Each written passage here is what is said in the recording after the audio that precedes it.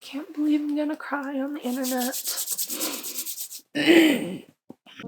I was talking to my therapist and he said that I should make a video about grief. My family has suffered 2 major losses in the past couple weeks. First, we said goodbye to my dog, Miles, who was sick for a really long time, and it was time for us to say goodbye to him. He's trying to lay down. What's wrong? What's wrong? He's like, Mom, I mean, I like you, but I don't want this. Oh, he's so happy I let him down.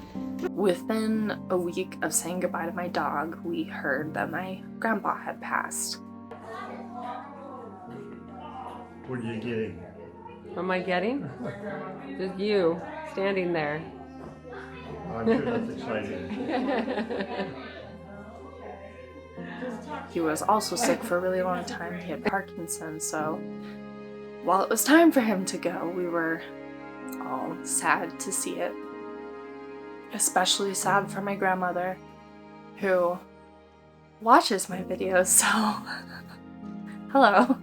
When I was talking to my therapist, I didn't know how I would ever make a video about grief or be vulnerable about something this close to home on the internet. But he said that just sharing experience is important and helpful, and maybe this video is more for me than anybody else, but maybe if you relate to this, then it's for you. So let's work through this together.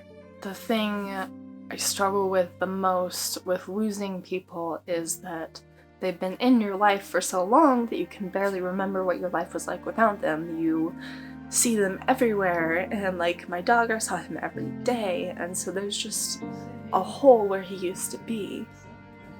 My grandpa, I saw him less often, but I deeply enjoyed the interactions that we had and the talks that we had, and with my grandpa it's extremely difficult to watch my mom lose her dad and my grandma lose her life partner, her husband. It's really hard. I specifically didn't want to make a video talking about how to get over grief or how to move through losing someone or anything like that, because there's no rule book, there's no way that it works. I can just share what I'm going through, which is, it sucks a lot. It sucks not seeing them anymore and knowing that you can't call them or see them ever again, and then there's the whole existential crisis of where did they go, which we won't get into here. I've had an easier time finding peace with my grandpa because he just went, but my dog, we made an active decision to say goodbye to him, and while I know that was the right decision to make, it's really, really hard because the moments that are the hardest with him being gone is wondering if we did the right thing, and I just find myself holding on to that, oh, I wish he was here moment, and I wish this wasn't happening, and that is the moment where things are the worst. So those are the moments where I'm really trying to let go of it, to let go of the wish that he's still there, to step out of the denial and really be like, well, this just sucks. He's not here, and it sucks. One of the things that I've talked about with my therapist is how grief is like a closed fist, and you hold on to it as hard as you can, because as long as you hold on to it, they're still there. You can still hold on to the effect that they had on you, which is that them being gone is making you sad, and you can kind of justify and like prove how much you love them by how sad you are. And that is the thing I've been having the hardest time, is being happy even though people that we love are gone. But what he's told me to try and do is, when you let go, is when you can start to be at peace and just be sad when you need to be sad when you miss them, but just enjoy the memories that you had of them and enjoy having them around.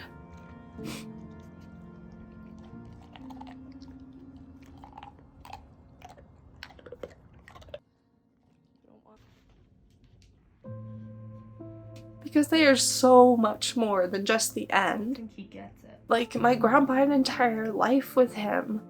My dog, I had him since I was a small teenager. I've also had an entire life with him, and it wouldn't be fair to write it all off for this one moment. That is the hardest thing for me to do, and I find myself holding on to grief every day. And I just have to actively remind myself every time to let go and to be compassionate with myself and know that it may take some time before I am functioning at 100% again. And that's maybe why I've been making all these videos on how to do this and how to do that, and hoping, like, experimenting with things that are supposed to help with anxiety and depression, because I'm looking for something to help. Because this has been a long time coming, and this moment is what freaked me out, is losing these two beautiful, beautiful souls.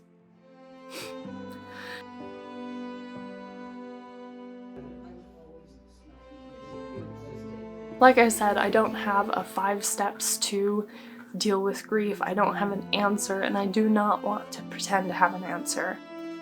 I just wanted to share what me and my therapist talked about and share my experience so other people know, like with everything, that you're not alone, and to be compassionate with yourself. And I know a lot of my family members will probably watch this, so I know I can be kind of stoic sometimes, but I am right there with you in how hard this is. I am maybe even more heartbroken watching you guys be heartbroken. All we can do is hold on to the memories that we have with these people and know that they are exactly where they're supposed to be. And they definitely were loved. And the love, not the grief, is what keeps them alive. Or so says my therapist.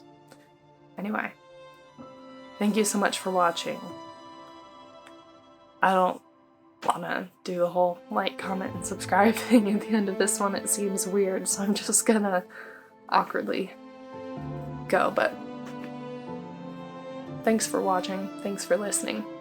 This was therapeutic for me to make, and also super difficult to say, so thank you.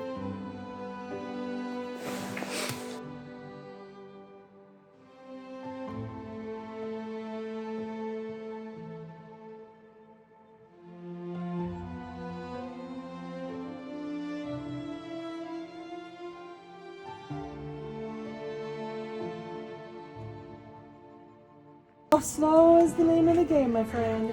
Don't slip. Come on, baby. We'll dry you off. Yes, we will. That's a good boy.